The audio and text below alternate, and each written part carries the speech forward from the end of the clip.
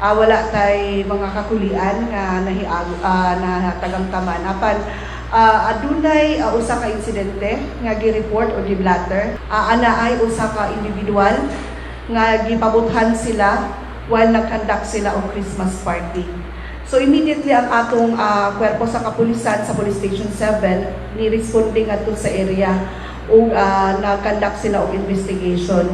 Ug nakuha ang pangalan ani nga personnel o nahibal-an nato nga usa ka membro sa Philippine National Police nga na-assign sa probinsya sa Misamis Oriental apan nag-reside diri sa Cagayan de Oro City. So ang isa ka insidente nahitabo sa may barangay Tunan ni atong syudad.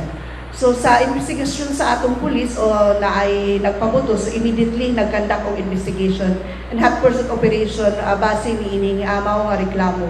So diha dayon ang kaning atong pulis nag-report immediately ngadto sa iyang mother unit o nag-surrender, uban sa pag-surrender sa iyang armas. Sa pagkakaroon na siya sa Bulwa Police Station 7, gikandaka na siya og investigation para sa inquest proceeding. Sa pagkakaroon gihanay na sa atong kwerpo sa kapulisan sa Police Station 7 ang kaso sa atong Office of the City Prosecutor.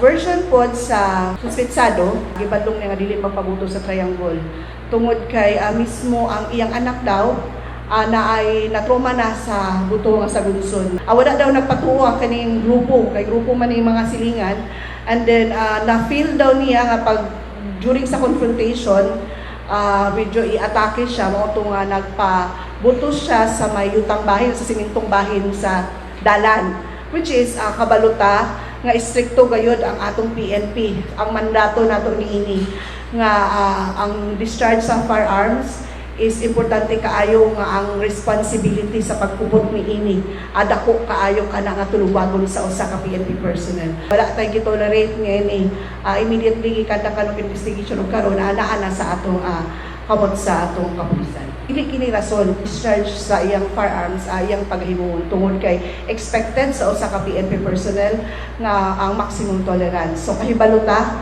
kanus ug unsang pamaagi nga pwede lang nato siya gamiton unless it's a peril to one's limb. Kasabot nagungaw na sa kamatayon or naana ang threat sa kinabuhi. Ang rank ni ini usa ka patrolman pero sungod sa atong pagrespeto sa tawhanong katungod sa atong suspetsado not unless na support sa needed na that's the time na pwede na nato i-divulge. Na-assign siya sa Opol Police Station. Ang posible nga pwede i-file nga na kaniya is kining violation of the revised penal code, which is kining illegal discharge of firearms.